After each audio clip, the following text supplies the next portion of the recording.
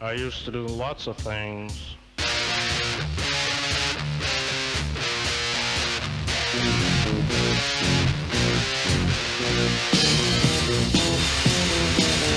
used to do things and I'd say things and Jesus I was evil. Take things and break things and Jesus I was evil. I never shook, baby.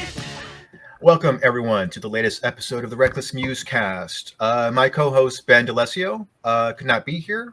He is out not being a team player right now, which is pretty typical of him. I'm kidding. No, he's busy with other stuff. And we will miss him, and we look forward to him coming back on the show soon. But in the meantime, we got someone much better. Bill Rivers, thanks for coming on the show, man. Thanks so much. I appreciate it. Now, real quick, you and I, we were introduced through a mutual friend of ours, if I'm not mistaken, Phil Gosselin, correct? Yeah, I just connected via the magic of the interwebs. So my gratitude to him for making the connection. Yeah, he's great. He's been on the show, and I appeared on his show a while back. He's a great guy. He's been very instrumental in kind of fighting for freedom of speech and freedom of expression and everything. But man. So you're an author, but I was looking at your bio, and you've got a pretty fascinating background. So I was wondering if you could spend a few minutes just kind of talking about some of the biggest events and things that happened in your life that led you to where you are now. Yeah. No, thank you. So it's great to just have this conversation with you and just talk about books and writing and storytelling and the culture. I guess the simplest way to say it is I grew up part of a big family in a tiny place from Delaware, and it was kind of a family of storytellers. My grandfather especially, we loved sitting around telling stories around the fire at his house, and was always interested in kind of the world of international affairs. And after 9/11, I was about 13. I just felt like I really wanted to be involved in that arena. So after college, I ended up going down to DC to work in the Senate. Took some time off to go to graduate school to get degree in government. And then to my total surprise, I couldn't get hired in the private sector. And so I ended up going back to the Senate and then to the Pentagon. Oh, wow.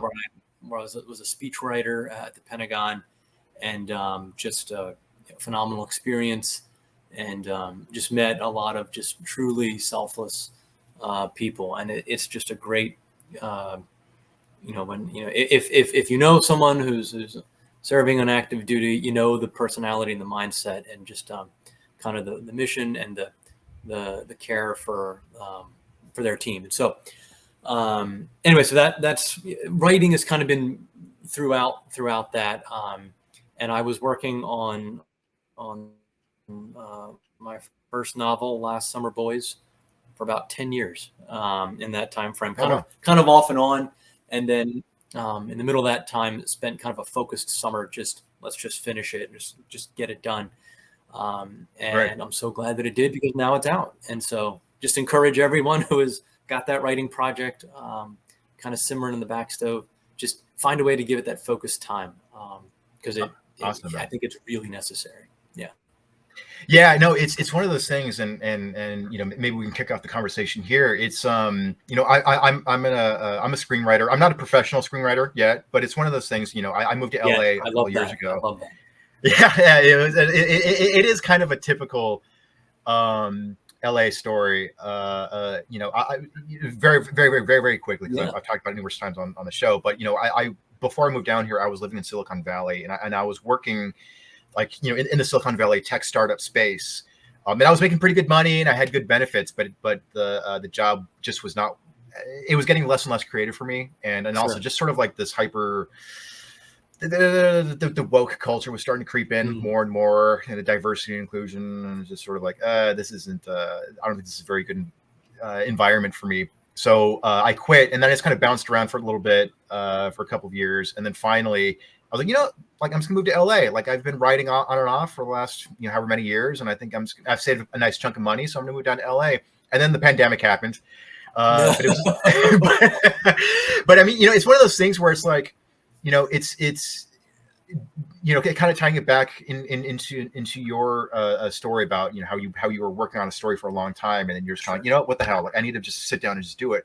Don't ever wait for the perfect time to follow your dreams. Like because it's so easy to come up with an excuse. It's like, I need to save up enough money first, I'm making good money, but I'm too busy with my job. And it's like, no, at some point, like there will never be a perfect time where you've saved up the right amount of money and you've got a flexible schedule. It's like, no, at some point you just got to take that plunge and just go for it. So, I really affirm that. And it reminds me of something a friend of mine said, and he was just a fantastic human being and just hyper high achieving in all of these ways. And he said, when I was in grad school, I reached out to him and I asked him, hey, how do you hang on 1 second. I just lost a picture there. Okay. Browser lost connection. Sorry. Yeah, no problem. Let me just try this again. Start camera. Oh, here it goes. Okay. There we go. Okay, sorry. Anyways, what you were saying about writing, I was in graduate school and just found myself super busy and not able to even focus. And I asked this friend of mine. I mean, he had written multiple books, I think, while he was in law school and traveling the country and speaking. And I asked him, how on earth do you do this? And he said, the first thing you have to do is realize that if you have a laptop with battery life, then you can be writing. He said, so get rid of the idea that you need a quiet room with, your cup of coffee or, your music, or your favorite writing spot. He said, throw all of that away. Right. He said, you can be writing on the floor of the airport terminal while you're, connecting flights. You can be writing on a Greyhound bus going down the highway. You can write in your room. You can write basically pretty much anywhere. And he said, you actually have no choice because it's very rare that you can create a pocket of time. Right. I think as a creator, it's rare, unless it's your full-time job, in which case you're totally living the dream. Sure. Yeah. But it's rare to get that. And so, there are other ways around that. You can just get up super early and just decide that you're going to become the kind of person who gets up at 4:15 a.m. every day just to get 2 hours of uninterrupted writing time. Yeah. And you see stories about people who behave this way, but there's some fantastic writers out there, from American history who just kind of wrote on the go, in between on lunch breaks while they were working, at the factory floor or wherever. One of them that I loved growing up that my dad read to us a lot about was Louis L'Amour, who wrote Westerns. And they're great. There's like a billion of them, and they're simple in terms of plot, but they're kind of profound in other ways. There's just a hero who just kind of can't be stopped no matter what happens. Yeah. And it's beautiful descriptions of the scenery. But I think Louis L'Amour, like, he had every job under the sun. He worked on a tramp steamer at one point. Like he was, I think he was a professional prize fighter. I mean, he did everything, and he was writing as he went. Yeah.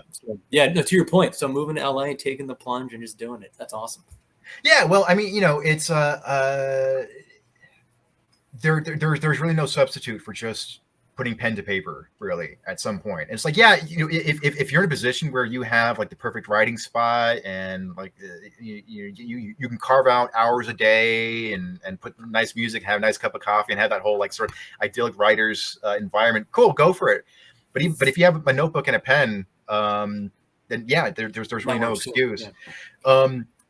Not related to writing, but still related to creativity, though. Yes. So I have a background in music. I got my degree in classical guitar, and awesome. There's this extremely talented guitarist named William Cannongeiser, and I watched an instructional video with him, and he was talking about how when he was in grad school, studying guitar performance, he would, because he had all these recitals and all these performances coming up, he would practice like 6 to 8 hours a day or something, like continuously. I mean, he was in his like early mid-20s, so he had the energy and the time. Sure. So it's like school and guitar. But then, when he got older, he got married, had kids, he was teaching classes. So he found that, obviously he couldn't, spare 6 to 8 hours a day to practice guitar.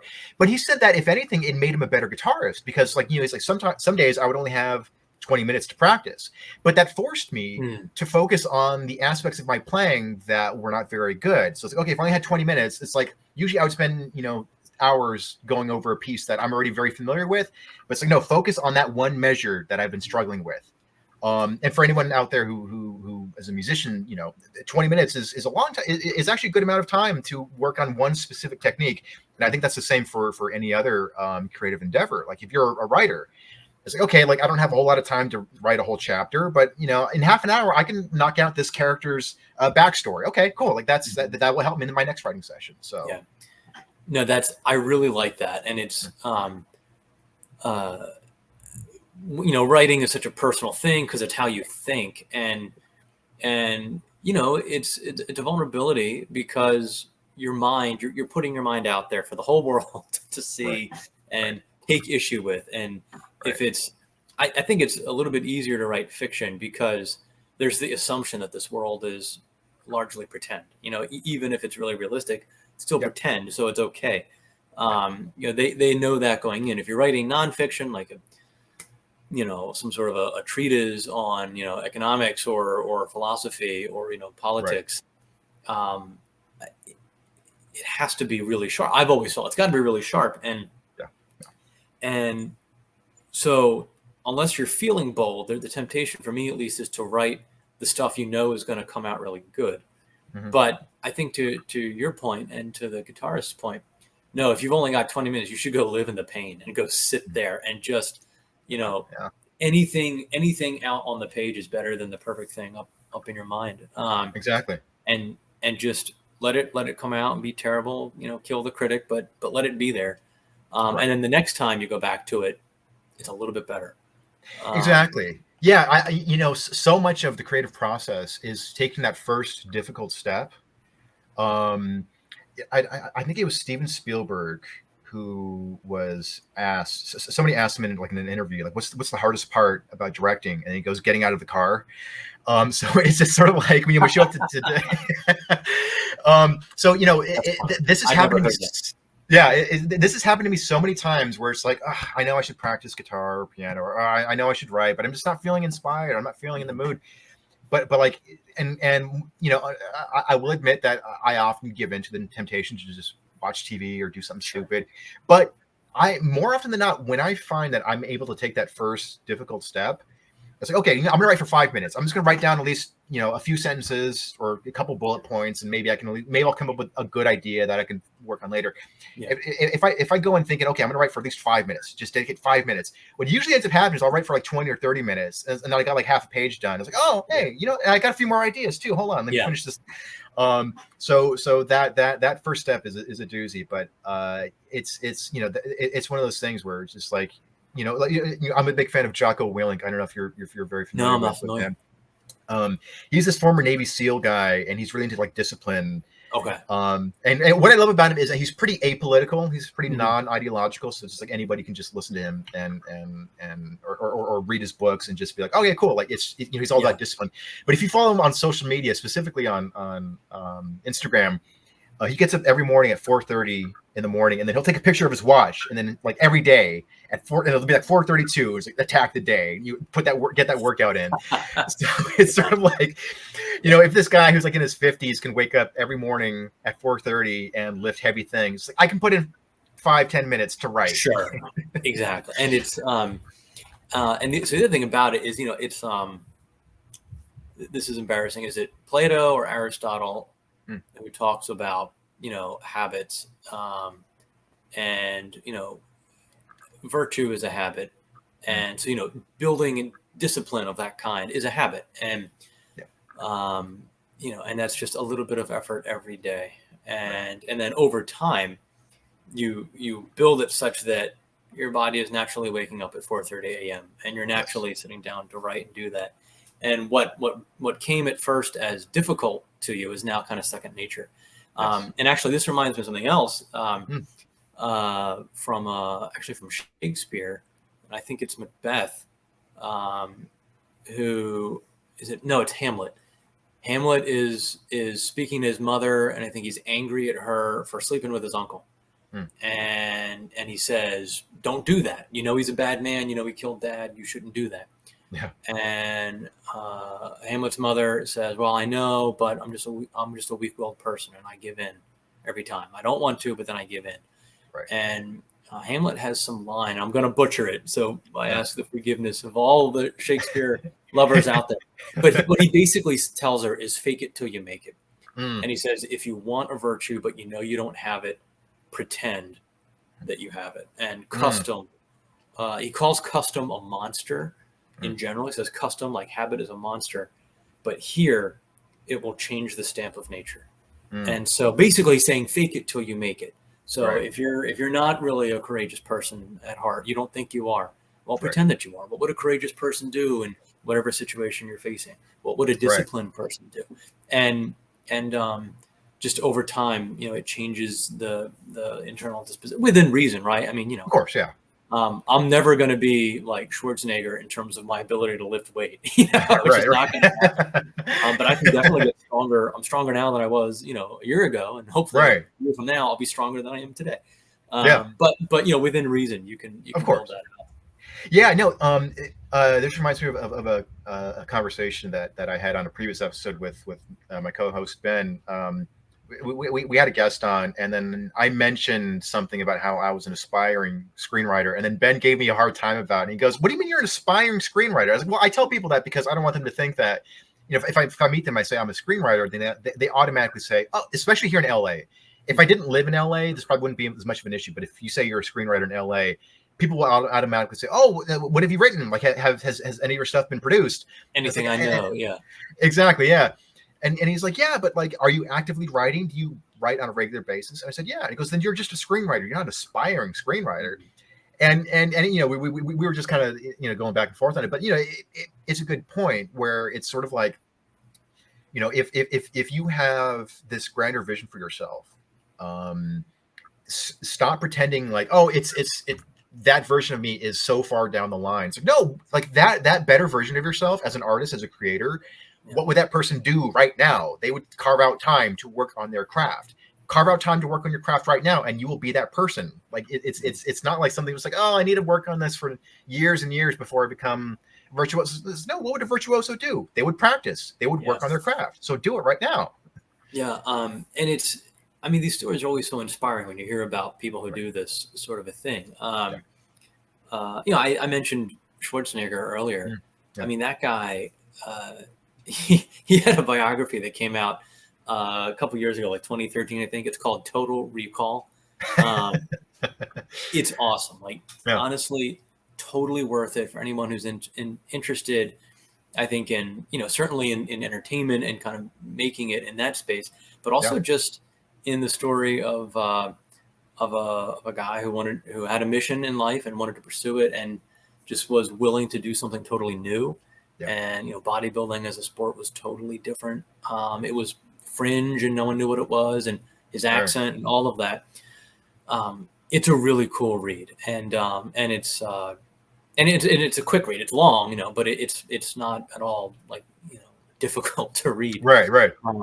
But there's great stories in there about him being a young guy in Hollywood trying to make it and just making mistakes, and I think he got into a car accident early on because he was driving his car too fast, just a fool.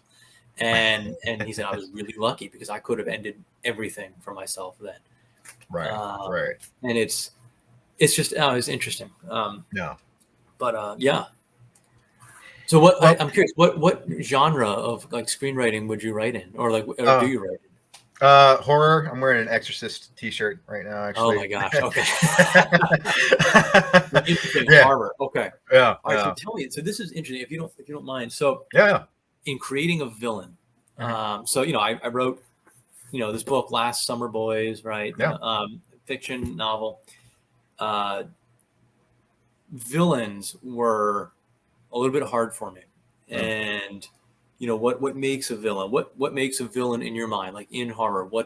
Who's the scariest villain you've encountered, and what makes them scary?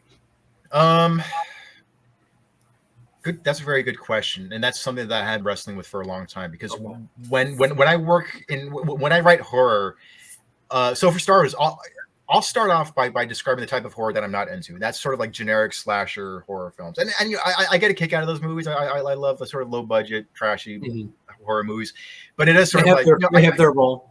Yeah, exactly. And it's one of those things where it's like if you're hanging out with your buddy and it's a Friday night, so you got pizza and beer. It's like, yeah, let's watch Friday the 13th part 19 or whatever. Just like, for me, like I was like, okay, I actually have a list of cliches that I see in horror movies that I avoid. Okay. So and it's always expanding. But like when it comes to like the types of villains that I try to avoid, it's like I don't want it to be like just a person who kills people, who's just like a faceless person or a person with a mask who just goes around chopping up people for whatever reason. So I definitely avoid the more sort of body count oriented villains. Okay. In terms of what I consider to be a good villain, well, for one, I want them to be scary. I want them to be hard to explain.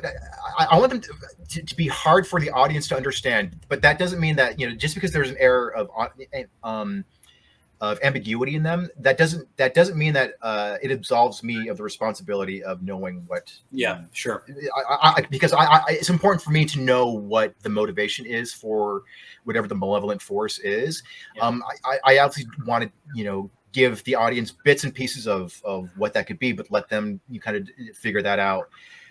So having something ambiguous about why they exist. If it's simply for revenge, it's sort of like, okay, but we've seen revenge a whole bunch of times. Okay. Another thing too is I don't want the villain to be easily defined.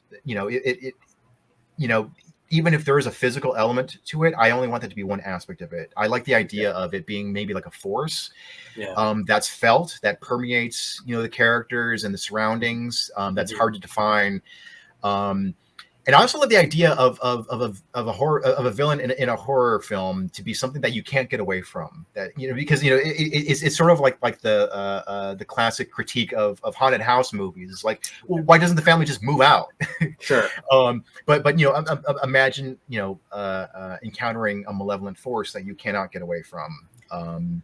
So that's those are some general ideas that I try to think about. Okay. That reminds me. So one of my all-time favorite movies is Alien. Oh yeah. And reading about Alien, I think they talked about that. I said, well, just leave the haunted house. I said, okay, well, what if you set it in space? Yes. Leave. So now, and it's your idea about the thing being present with you. Yeah. I think one of the scariest villains that I've ever read, and this is probably cliche, but when I read the book Dracula, I was blown away. And it's not just because I happened to be in Germany at the time when I finished reading it. It was pouring down rain. It was a dark, creepy night. Yeah. At least I'm pretty sure that's not all it was. But I think it was 24, 25 when I actually sat down and read this late 19th century epistolary novel that's written first person with letters, and each chapter begins just like a tad behind where the other one left off. So it's like the reader knows just a little bit more information than the character they're with at each time. It's kind of the original, don't go up there, exactly. Steps. And so that alone was just amazing to me. But then the creepy thing about Dracula, I thought, was, so I'm Catholic, and so that informs a lot of my thinking about, good and evil. And Bram Stoker, I think, I don't know a lot about him, but my interpretation of reading Dracula is that he set out to create a villain to be kind of the opposite of Christ in the Gospels. He has a villain that is the opposite of the good, but Dracula as a villain mocks the sacraments and mimics them, and his version of eternal life is this undead thing where you perpetually you don't die, but you're never satisfied, Right. And the more I thought about it, just the creepier it got. Yeah. And I realized that's why Dracula has such staying power. I mean, Yes. Yeah. I'm so glad that you brought Dracula because I actually read the novel for the first time a few years ago, and I was surprised at how much I loved it and how creepy it was. And the epistolary aspect I thought made it creepier because like you said, it's like letters and journal entries, but there are also newspaper clippings. And I remember that's right. There was one part in the book that really creeped me out. It was in terms of the plot, it was when Dracula was arriving in London. Oh, the ship. The ship, yeah. And so, and real quick, actually, it's so funny about how Hollywood's just trying to milk everything. So a movie's coming out about Dracula, but it's just about that ship, about how the crew members are getting picked off one by one. Oh, really? On that ship. That's cool. Yeah. But I remember, if I remember correctly, it's been a few years, but if I remember correctly, the part of Dracula arriving in London on the ship was told from a few different perspectives. So one, I think there was like a captain's log, and he's describing about how some of the members of the crew were going insane and were disappearing, and then one guy jumped off the boat. So it's like, and they don't know what the force is. So this is getting back to my idea of a good villain, like this weird malevolent force. They didn't know who it was. They were just, as far as they were concerned, they were just transporting boxes from the Carpathian Mountains to that abbey in London. But it's driving the crew mad. So there's a captain's log. So you get that version of it. Yeah. And then you get there were some newspaper clippings talking about how the night that Dracula arrived, and how like all of the animals in the zoo started acting up. That's right. And so it's just like this weird, creepy force. It's just affecting everything. But again, you don't know what it is. It's like you as the reader know it's Dracula, but Dracula never actually shows up in that specific sequence. He never comes out and starts freaking people out. And then, if I remember correctly, the doctor who worked at the insane asylum, he described on that same night, I think it was in his journal, about how all the inmates in the asylum started going nuts. So it's just like in this one night, all these different crazy things are going on because of Dracula. It's like that creeped me the hell out. And because it's told, in that epistolary format, it felt real, felt believable. And it's and it is that older language, but the first person way, the first person writing it puts you in it. And now that you mention it, I remember the animals now, and in the asylum, the thing about the animals and the people in the asylum that strikes me now is that neither of them has reason to the degree that all the other characters have reason. Yes. And and reason is wounded in the minds of people in the asylum. Right. Like what's his name? The guy that Dracula like is Jonathan Harker? No. There's a guy Renfield. Yeah. His reason is wounded. The animals have no reason, but they can both sense this evil and react to it. And I came across this Dracula excerpt the other day of Dr. Van Helsing, who was, I think, talking to Jonathan or one of the the Americans, and he tells them, he goes, "You're very, very smart and you have great reason and you're really, really good at reasoning things through. But your weakness is you assume that if reason cannot give you an answer to something, then there is nothing to answer. But what if there is a world that exists beyond your reason that is no less real? And if that's the case, then we have no ability to fight this evil force because we can't engage on it." And and so Dr. Van Helsing became instantly like my favorite character for that alone. Because he has reason, and he knows its utility as a tool for fighting this evil, and also when it has reached its limits. And he has imagination, and he has faith, as we see later on in the story. He has faith to defend Mina from the vampires. But in the meantime, he has other tools rather than just his sharp analytical mind. And so I think he's pushing back against scientism. I think he's very scientific. Yes, because he's a doctor, but it's scientism. The worship of scientific method as its own god. Is something he says, hey, this is inadequate if we're actually going to face Dracula, who is killing our people. So that's awesome. I don't know that there's ever been like a creepier character for me than Dracula. Yeah, and you know, it's considering how many like cinematic adaptations of the character have been. In my mind, they still haven't matched the creepiness of the original, like the source material. But Wait, you mean Francis Ford Coppola's version with oh, Keanu Reeves did not achieve transcendent horror? you know, I actually really like that one, but And I like it too, but I was yeah. disappointed. You know, Yeah, it's very melodramatic, and it's very Keanu Reeves doing a British accent is not. yeah, and yeah, Gary Oldman in that as Dracula. Like, how could you mess that up? But somehow it just doesn't, you know, just doesn't land. But I do like how they blended elements of what's his name, Vlad the Impaler. Oh, Vlad the Impaler, yeah, that was cool. You know, real quick, I worked with a guy who was from Romania, and Vlad is considered like a local hero there. Yes, he is. Yeah, it was really fascinating, and it's funny, like the Carpathian Mountains. I've always wanted to go, just all the creepy legends. And he goes, "Yeah, I lived in a small town that was right next to the Carpathian Mountains, and we played there as kids. It's gorgeous, it's a beautiful place, but it's just like that, like the pop culture version of the Carpathian Mountains versus like the reality is dark and so this is wild.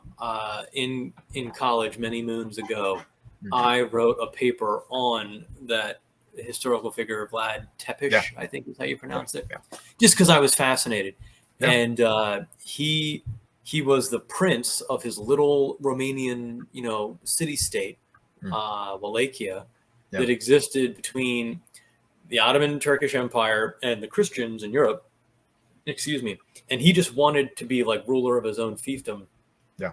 And so he would kind of play each of these bigger powers off of each other in kind of this game of like geopolitical, I don't know, poker, until finally he just couldn't play them off each other anymore. And anyway, so at one point, you know, the Ottomans, all these horror stories are things that he did, but at one point they invade and they're marching up on his city, and Vlad himself led a decapitation strike on the Sultan's army at night in those mountains.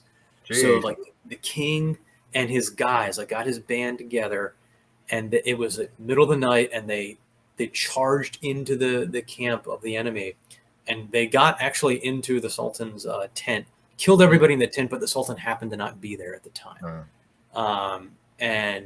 But just like that to me was just wild that this guy is, I mean, he was crazy, but he was just willing to, you know, just to make his desperate gamble to save his kingdom. And I think the Turks had like 100,000 soldiers, and he had, I think, like 10,000 or something. It was crazy. Right. But he's a fascinating figure to read about. Do you think when he was on his deathbed that he recants all the decapitations? He was like, I might have chopped off a few too many heads. Or that's a great question. I don't know. I'm pretty sure he died in prison. The Christians the Christians did eventually get him and put him in prison. Right, and I think he died in one of their prisons like years later. I don't know. I hope so, you know, for his like you know, in retrospect, with the benefit of hindsight, maybe. I should have backed off on the beheading a little bit lighter. I hope so for his sake. But it is wild. It's like he's like a, from my understanding, he's like a pop culture, you know, or not pop culture, but like a you know, like a, you know, we have, you know, Paul Bunyan and Paul Revere and, you know, those guys, and he fulfills a similar role, I think. Right. Real quick, just because we're on the topic of decapitations, I was me and a friend, we went to the Hollywood Bowl, and the LA Philharmonic was playing the score for Amadeus, and they were actually showing the score. They're actually showing the film, and I'm a huge Mozart fan, so, and Amadeus is one of my favorite movies. But there was a part that I didn't quite pick up on, like I didn't quite make the connection until last night. There's a part where have you seen Amadeus at all? I have, several times. Love it. Yeah, it's a great movie. But Amadeus goes to the emperor and about turning the play, the Marriage of Figaro, into an opera. And at the time, it was a very controversial play. Okay. And so the emperor says, he goes, it's a very, incendiary play, and it was performed in France, or I can't remember where it was, but he's like, but my own sister Antoinette, she's afraid of her own people now. And then everybody in the audience started laughing, and I was like, oh, no, she has a good reason to be afraid of her people. But wait, so the play, The Marriage of Figaro, yeah, was that unsettling to the political figure leadership, I guess, in France? That's interesting. I know so little about. Yeah, I know very little, but I know that it was kind of a battle of classes sort of thing, Okay. of like the underclass kind of poking holes in the elites sort of Okay. thing. But it was one of those things where it's like, they didn't have social media back then; they had plays, and so that was the thing that would get people riled up. But drama, the power of drama. Oh man, no, but you see that, I was reading recently about Harriet Beecher Stowe writing Uncle Tom's Cabin. I mean, she wrote that in 1852, and that brought home the plight of Southern slaves in a way that just really said, hey, this is happening, and people who otherwise lived hundreds of miles away in Massachusetts or Indiana, who would never otherwise see that, saw it. And then I mean, it was a bestseller. And there's a story. People argue about whether or not it actually happened or how it went down. But at one point, Harriet Beecher Stowe did meet Abraham Lincoln, and he is said to have remarked, "Here's the little lady who started the Great War." Oh, wow. Just by her novel. Right. In, I think 1852. So several years before the Civil War. But yeah. Well, that's a good segue into another topic of the importance of authentic storytelling, which I think is there's a dearth of that in our culture nowadays. With social media, and you have Instagram influencers, and everyone's putting up certain fronts. I'm definitely talking from my own experience here, but just living in LA and just being exposed to the fire hose of shallow storytelling in film and television. Why is that? Is that economics? Is that like that? Hey, we've got to have like a hit, and we know that this formula works, so just do it again. Is that what it is? Okay, that's definitely a big part of it. I think that there are a lot of young and very ideological people working in the industry. So I think that there is it seems like there is a need to hey, we really need to cater to the sort of activist Twitterati. You need to tell these kinds of stuff. Okay. Yeah, well, so there's definitely that mentality, but yeah. So I mean, so you used the phrase authentic storytelling, and in my mind, if you can capture a human being and all of their complexity in something that you've created, a piece of music, a piece of writing, art in some way. We are all human beings.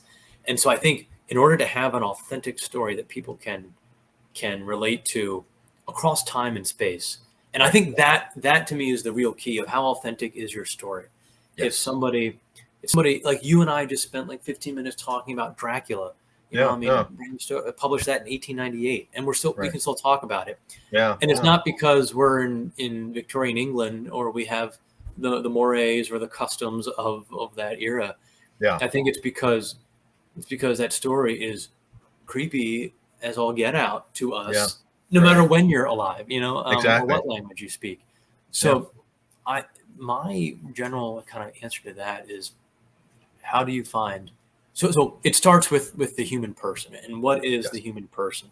It's where, again, my Catholic belief, we're created in the image and likeness of God, so you're capable of great creative things. You have a dignity that's really special. It's valuable. I'm not convinced you can lose that dignity. I think you always have it. And I think when it's being trampled upon, and that you feel that.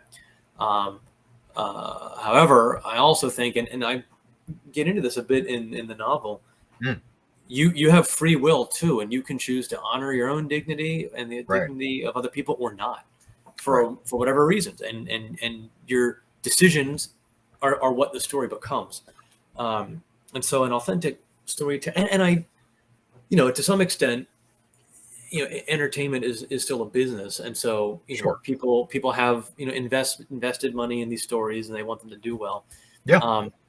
But that's not all it is, and there is a noble role for art, and I think just anchoring it in the human experience, and if you can capture a really complex human being, or the best you can capture a complex, this complex, wonderful thing that is a human being in a story, I feel like that's a good start. Absolutely. And it's we talk a lot about we talk a lot on the show about how politicized art and pop culture have become, and we're not necessarily even saying that art that politics should never be addressed in art. We're not saying that at all. Like I think that there are plenty of ways to address political issues through art, but I think to an extent, a person's political views, that's only one tiny sliver of what it means to be human. Like which lever you pull for which politician, that's only one aspect. And so when you only focus on the aspect in a story, that is such a superficial understanding of the complexity of the human condition. It's like there are so many other things about being human than just, oh, is this person black or are they white? Are they male or are they female? Are they trans or what? It's just like, and so like when a story comes out, when a movie or a novel or a show comes out, and the story scratches below the surface, like that can bring people together. So for example, I watched one of the best horror films I've seen in recent years. It's called Relic. It was written and directed by a woman, and the main cast it's mostly women. And so I was watching it with a friend of mine who's pretty right wing, and so he usually kind of there's diversity and stuff. I totally understand his criticisms and everything, but like when we're watching that film, and he's really into horror films, he never once said, "Oh, this is a chick movie" or "This is a feminist movie." He's like, "Man, that movie really creeped me out. I need to call my mom." Like this is like just because there's so much of the movie was about family. But it's just like, because the movie was not, even though it was all women, there was no agenda, there was no condescension, there was nothing about it that was overtly feminist. But it was just a fantastic story, a fantastic film that was very creepy, and it was made by a very talented writer director who's a woman, and a terrific cast that was mostly women. But like when you're engaged with a story that actually digs deeper into like actual aspects of the human condition, like identity doesn't matter. Like you totally don't even notice whether like the race or the gender or the sexuality of the characters, and you're just like, yeah, this is a great story. It's a great human story. Yeah, I would say it gets even elemental. So something you just said made me think of the movie The Godfather, and that is a movie that they are all of those characters are to some extent criminals. Yeah. Does anyone say that movie is about crime? I mean, to a certain extent, yes, that's a big part of it, but it's a movie about family. And I think that movie has staying power because it's about a father and his relationship with his 3 sons. And that's universal to everybody. I mean, everybody has, and even if they never knew their father, there was someone who had a role like that, that they had a relationship with, and that they wanted, they wanted either something more out of it, or they wanted it to be one way, and then they ended up coming to choose it being this way. I was driving through the city. I think it was yesterday morning. And I was at the red light, and I was making a right-hand turn, and this guy pedestrian was like in the crosswalk, and he was reading a book as he was walking through this busy intersection. I don't think No. he had the light, but he was. So I'm like waiting to turn, and he's reading this book, and I couldn't help myself. But as he walked by, I kind of craned my neck to see what was he reading. It was and oh wow, nice. It was like a paperback version of The Godfather, and I couldn't even be mad at him because I've read that novel probably 15 times, and it always gets me like that. And I think that book was published in 1969. Yeah. And like clearly well before this guy was even born. And this guy is not in the mafia and is not, in 1945. He just so engrossed in this story that felt like he had to read it on his commute to work. And that's that's a testament to that's an authentic story. That'll be right. My kids will be able to read that and think that that's find something about that's compelling.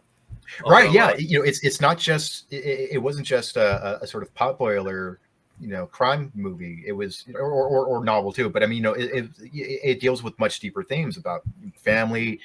Sort of like a corrupt version of the American dream. It deals with loyalty, betrayal. Yeah. Exactly. Like there are so many elements about that. Crony capitalism. Exactly. Yeah. Real quick, I want to bring it. I have somebody here. I have this great screenwriting book. But there's a section in here that I wanted to read if it's not too long. Sure. Yes. So I love this screenwriting book. I've been taking notes out of it for years. And I love how. And what's it called again? Oh, it's called Story by Robert McKee. Okay. Yes. So he's got this great quote here. It's like stories about archetypes, not stereotypes. So I just want to read a couple paragraphs from this because it really ties into this. The archetypal story unearths a universally human experience, then wraps itself around inside a unique culture-specific expression. A stereotypical story reverses this pattern. It suffers a poverty of both content and form. It confines itself to a narrow culture-specific experience and dresses in stale, non-specific generalities. And then he brings up a really good example here. For example, Spanish custom once dictated that daughters must be married off in order from oldest to youngest. Inside Spanish culture, a film about the 19th century family of a strict patriarch, a powerless mother, an unmarriageable oldest daughter, and a long-suffering youngest daughter may move those who remember this practice, but outside Spanish culture, audiences are unlikely to empathize. The writer, fearing his story's limited appeal, resorts to the familiar settings, characters, and actions that have pleased audiences in the past. The result, the world is even less interested in these cliches. On the other hand, this repressive custom could become material for a worldwide success if the artist were to roll up his sleeves and search for an archetype. An archetypal story creates settings and characters so rare that our eyes feast on every detail, while its telling illuminates conflicts so true to humankind that it journeys from culture to culture. And that just so beautifully articulates what we've been talking about here. But it's I mentioned like the shallowness of the storytelling that's coming out of Hollywood. And to be fair, like I'm not saying that every movie and every TV show needs to be like this moving story about the human condition. Sometimes, So, I enjoy the occasional Marvel movie. It's like, sometimes you want some good mindless action, whatever. But I think one of the things that bothers me about a lot of the stuff that's coming out of Hollywood is that the writers are making clear their agenda of what the project is about, and when you watch the film or the TV show, it seems like to be catering only to one audience, and it's sort of like unless you're a part of this demographic, it's not made for you. And it's like, come on, then why would you make this? Like isn't the purpose to like bring people like if a movie came out about so for example, I'm Mexican, and so like if I were to ever make a film about say like the Chicano movement in the 70s, I would not want it to be something where it's like, oh, you have to be Mexican to understand. It's about how difficult life is for Mexicans. It's like, no, parts of it will be about that, but I want to dig deeper into like the individual against an oppressive system. That's something that's universal. That's been around in every civilization. Universally understood thing. Yeah. Every culture throughout human history has encountered that. Exactly. So everyone can understand that. Exactly. Yeah. But being able to do that takes a lot of work. It's very Sure. easy to just be like, yo, this is, these are my political or sociological views, and this film's going to be about that. It's like, yeah, but your views, well, first of all, your views change, but universal values are pretty are pretty solid. So it's like, but you have to dig deep to find what those are. Yeah, Even if and I it's think looking that forward. digging, that digging deep also takes time. Yes, and yeah, it's hard. I mean, right? I think we were talking earlier about writing.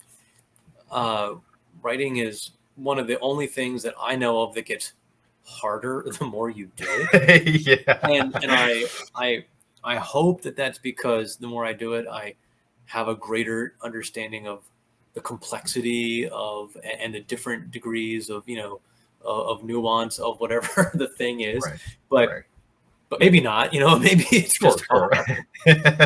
And so if you're you know it's got to be tough because I think creating something beautiful is a choice. Yes. And instead of just, all right, let me just crank this out again. And that's, if you are, say, a screenwriter or, an actor or someone whose job it is to be a creator, the reality is you probably don't get to create or work on a Godfather every project. Some projects, you got to put stuff on the table. But like you said, that doesn't mean that they should be, or that they can't be beautiful in their own way. And okay, so so tell the story about this particular community and help me understand it and help someone living 50 years from now understand it. Right. And why is it such a big deal? If Michael Corleone is going to marry not only a non-Italian but a non-Catholic in 1945, why does that matter? Right. What mattered today? It mattered for these characters in this context. And so bring us in. And I said, beautiful art, beauty is hard. And I know that there's this debate in the culture right now. At least I think there's a debate. I don't really know. I see it in the context of architecture. I see people online fighting about truly horrible Soviet style architecture from, the 70s versus beautiful cathedrals from Europe. And totally am on the side of the cathedrals, right? I mean, that's, and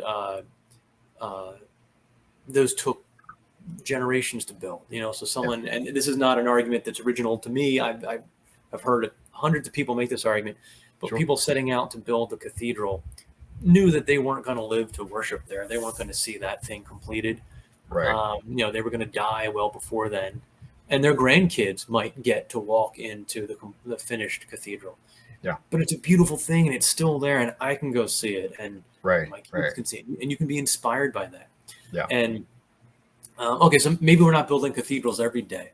Sure. But what you're building in your own way, you can imbue that and you can add beauty to that.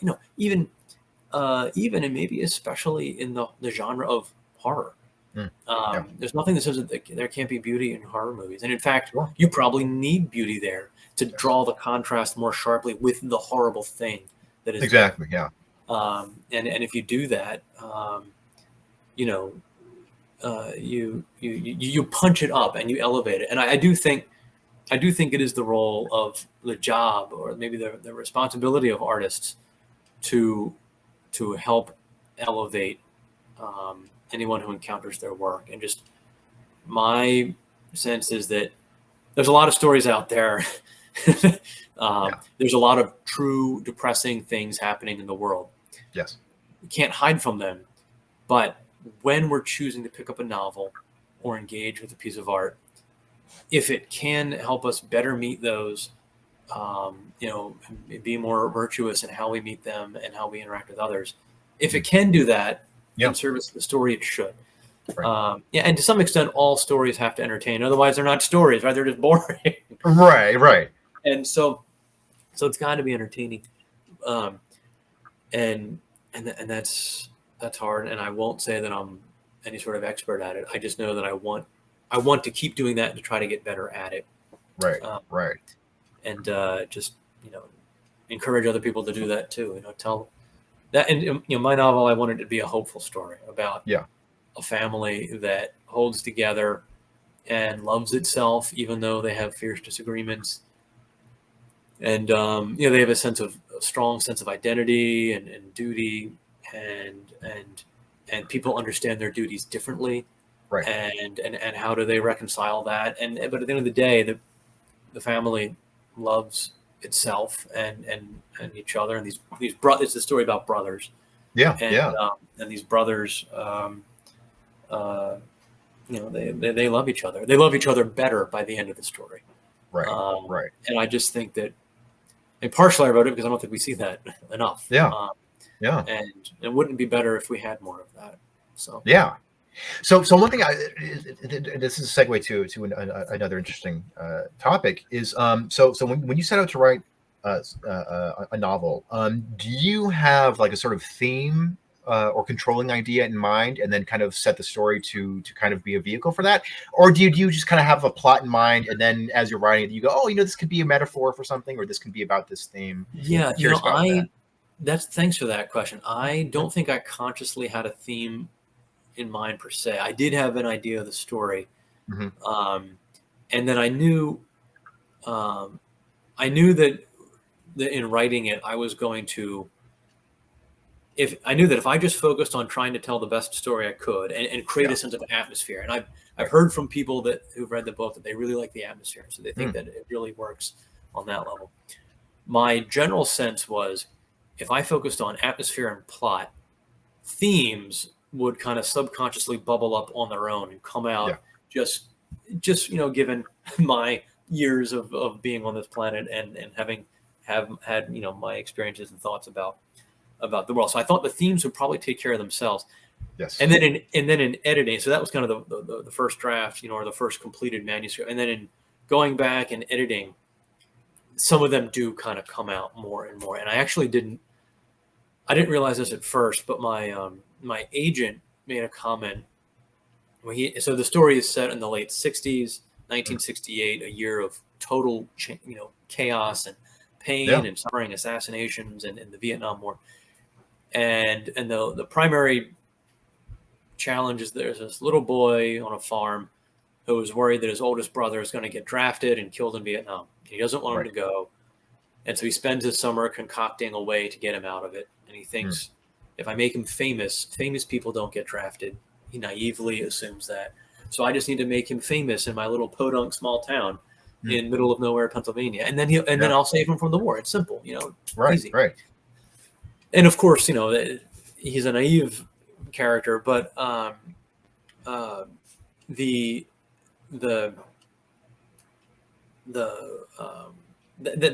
what he wants to do. That's what he sets out to do. But his what my agent told me is that throughout the course of the story, the war, it is a character. And he said the war itself appears in news, reels on the family TV, in the newspaper. The little boy has a nightmare about his brother getting killed. And so he said, no, so the war is a character. And my agent actually was in the Vietnam War. He was in the Army. Oh, wow. And so this is one of the reasons that when he saw the manuscript, he liked it, because it felt, real to him. But he said the war is a character, and it drives the plot, and it shows up at moments. And that had never occurred to me before, but as I went back and looked at him, I think that's true. And the other theme I think is probably constant is what we talked about earlier about the idea that, every human person has this great, value, and but you also have free will, so you can choose to honor that or not. And people who honor that are heroes, and people who don't are villains. And so that theme kind of bubbled up and came through too, but just as an example. That's interesting. Yeah, I personally, I think that's the best way to go about it. Because again, not to keep harping on sort of like the shallowness of Hollywood, of a lot of stuff that's permeating pop culture right now. But it seems to be that a lot of screenwriters are kind of doing the opposite, where it's like, I have a theme or a message that I want to drive home. Story. Exactly. So it's like, okay, which character best represents that? And it's like, I don't know. To me, like that goes a little too close to. it's boring, and to me, it also kind of it starts veering away from art and starts veering towards propaganda, where it's like your characters and your story is just a vehicle for your views on the world. Yeah, and you can guess what's going to happen, and that's not even like that's not interesting, you know. Exactly. And which means that it's less persuasive. Yes, exactly. So you know, I'm trying to think of like other kind of American stories where, and Moby Dick comes to mind, right? What is the whale in Moby Dick? I am not a Melville scholar, but right. my sense is that Melville does that, where he sets out to talk about these ideas and these themes. But my counter to that is I don't think that Moby Dick is necessarily the most entertaining novel to read. And I have dear friends who are huge Melville scholars who are going to come after me now. But but it's like a heavy lift, you know. Yeah. So but we always make sure that every guest gets canceled for something. So okay.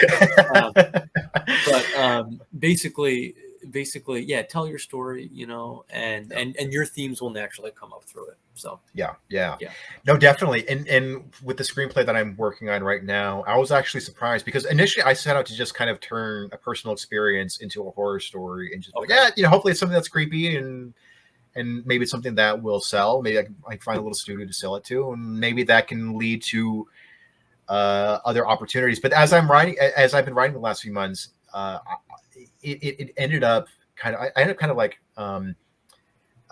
exercising some of the demons that I've been wrestling with, and I was like, oh wow, it wasn't even intentional. I was just trying to write some creepy through writing, but it just kind of came out, and so now it's sort of like, okay, now I kind of see what the theme is, and so now I'm integrating that into the actual plot. Yeah. But yeah, so, I what's that? No, so that's a gift of writing, I think. Yeah. And that's why I think everybody should write something a little bit. Right. Just to, sorry. No, definitely. And so it ended up being kind of a little bit of a therapeutic experience. Maybe not necessarily in the sense where like it made me feel better, but it definitely helped articulate some of the things that I'm kind of thinking about. And so I was like, oh, okay, yeah, all right. I think this is what the story should be about. Just kind of give a brief overview of it. So it's actually kind of it actually has some kind of a funny origin. So when I first moved to LA for the first 8 or 9 months that I was living here, I was living in a shared house with 5 other people, and I'm a very introverted and private person. So I thought I was gonna have to like wrestle with that of like being surrounded by strangers at all times, and living in a small room. And also just kind of like the social anxiety of like, because it was definitely a house that was temporary for everyone who was living there. So people would come and go a lot. And so whenever somebody moved in, there was always a little bit of anxiety of like, oh, are they going to be cool? Are they going to be like really fun to hang out with? Or are they going to be weird? Are they going to be obnoxious? So I initially set out to kind of write a horror story about this. So the basic plot is a young man moves to a commune.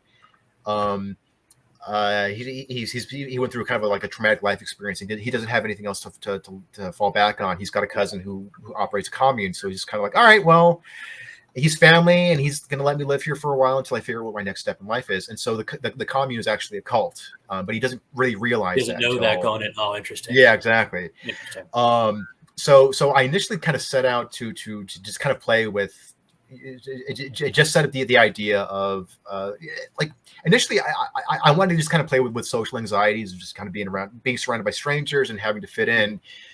But as I've been writing it, I think it ended up being a little bit of a metaphor, and this is very likely to change or at least kind of be refined more, but it ended up being a little bit about the cultural war right now. I'm not taking a side on it, but but just seeing like the extreme tribalism that we're seeing right now of like seeing reasonable people getting sucked into extreme political ideas, where it's like they're willing to sacrifice their individuality to fit in for the comfort of fitting in. Sure. And to me, like that's and the cult is not a metaphor for any specific group. It's not like, oh, that's the alt-right or that's SJWs. It's just sort of like, no, it's just when we're sort of like, I don't know where else to go, but this group will accept me even if I don't fully agree with them. But it's easier to keep my mouth shut and to play along than to speak out. so so I ended up kind of like articulating some like my own struggles with, what's going on culturally right now. But it was not intentional. It just kind of came Yeah, out. no, through that's, that.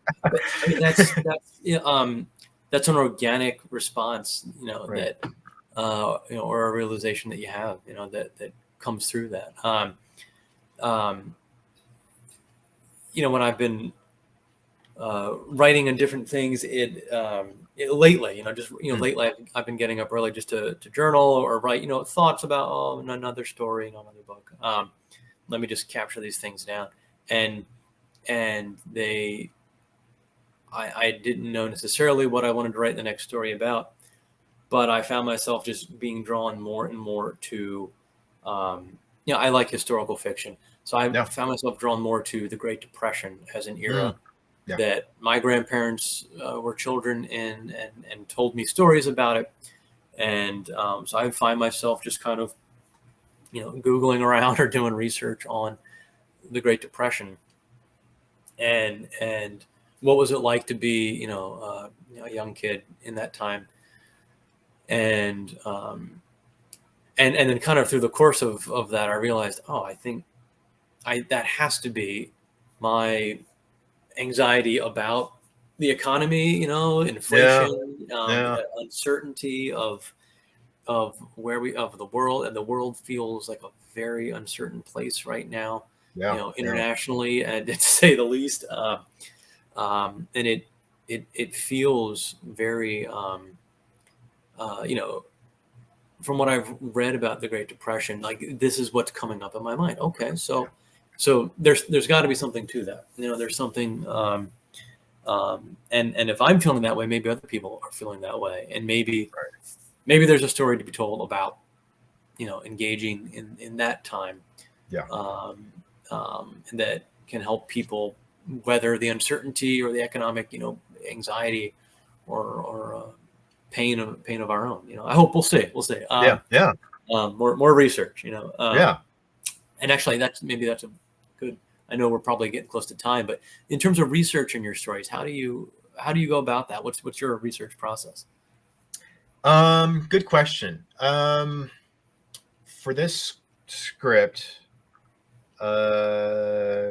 mostly doing a lot of personal research. When the theme sort of emerged, I think I started reflecting more and more on my reactions to what's going on in our times right now, Mm-hmm. and just kind of using that as of just like the extreme tribalism, but also looking a little bit to the past, into history, because this is being forced into taking a side, even if it's a side that you don't fully agree with. I mean, that's been going on for forever. Like that's not something that's only happening now on Twitter. Like that's been going on forever.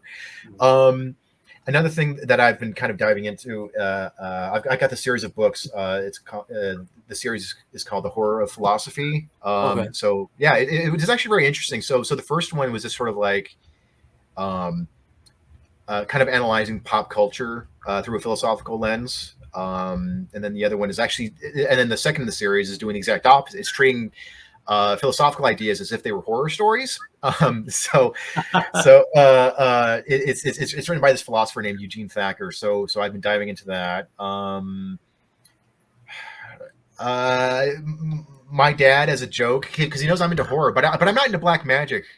Mm-hmm. I'm not a practitioner of Satanism or anything, but as a joke for Christmas last year, he got me a book on black magic rituals. So like, I guess I'll be diving through that. Oh, actually, one thing I've talked a lot about the show. Maybe let that one slide. Well, in LA, there are a lot of weird things going on here. So I've been to a few satanic gatherings. Just as a spectator. Mostly just to kind of see people's commitment to bizarre and disturbing ideas, seeing that up close.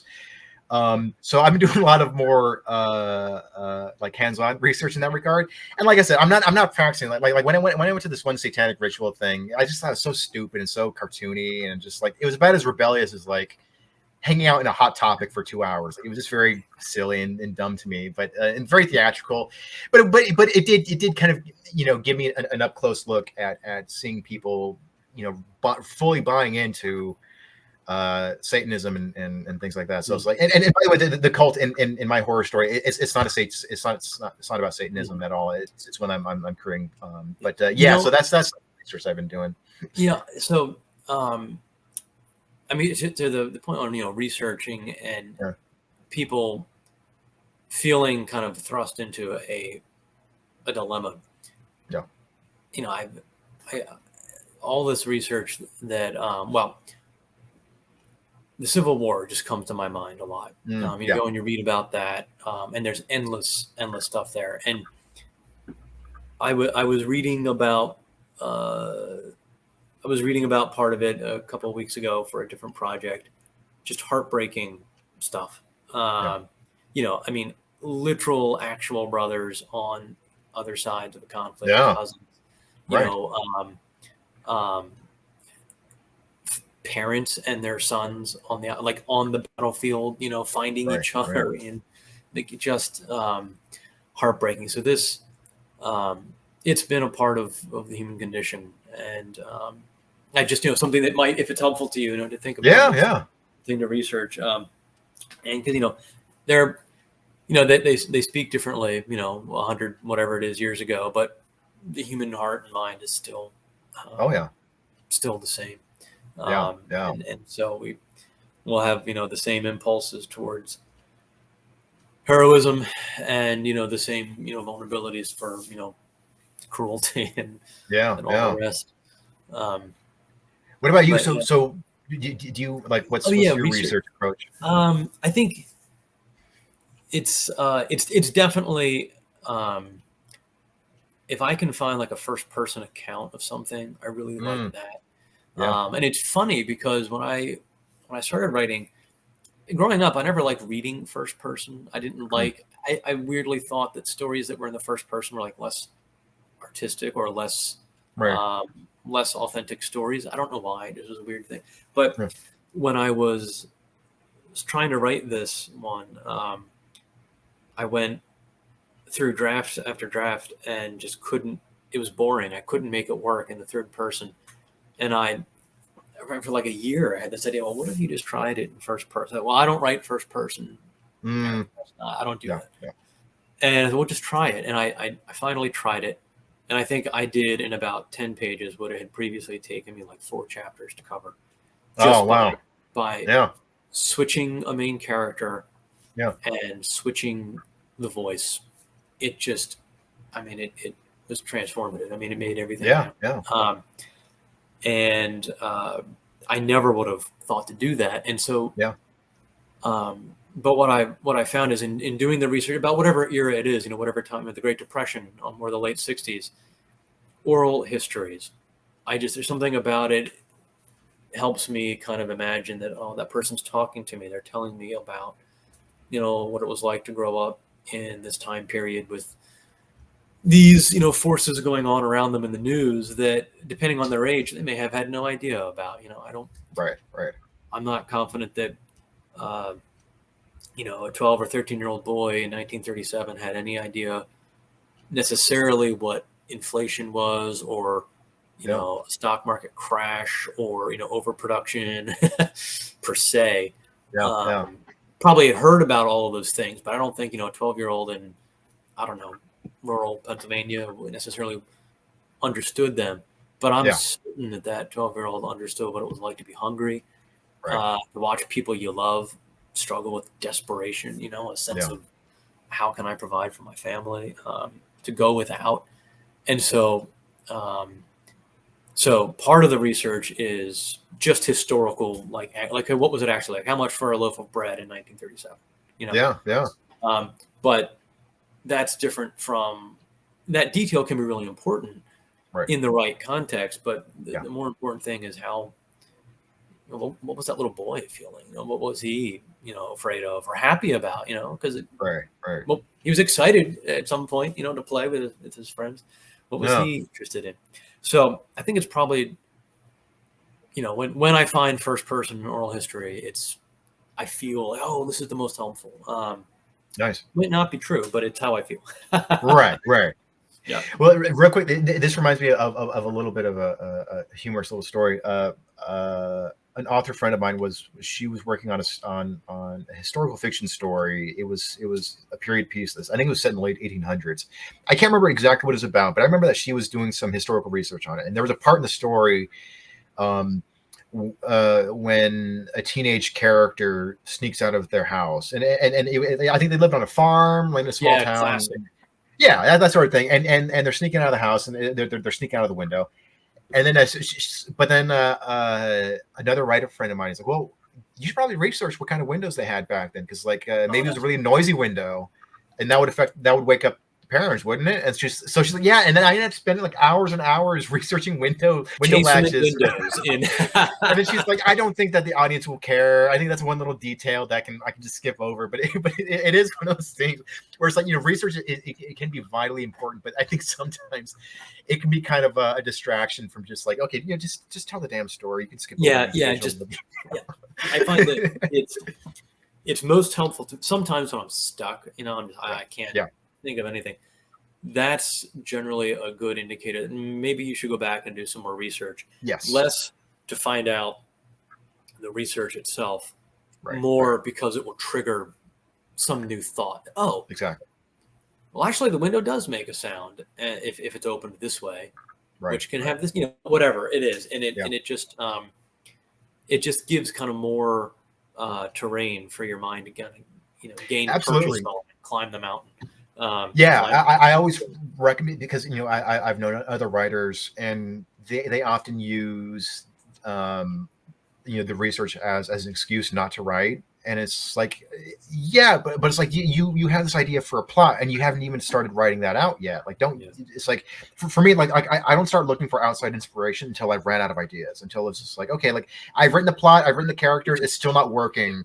I need to like read more. I need to go out and experience something. I need to talk to people and see what they think. And that's when I start doing research. But it's like, no, you actually have to do the artistic side. You have to flesh out a plot with characters, with motivations and things. But all right, man. I think this is a good place to wrap up. Yeah, Joe, thanks just so much for your time and just the conversation. And just wishing you all the best with that screenplay. And thanks, man. Thanks for the opportunity to come on and chat. Yeah, absolutely. We should definitely do this again sometime. Real quick, can you let the audience know where they can find you? Oh, yeah. So the book is Last Summer Boys, and it's on Amazon.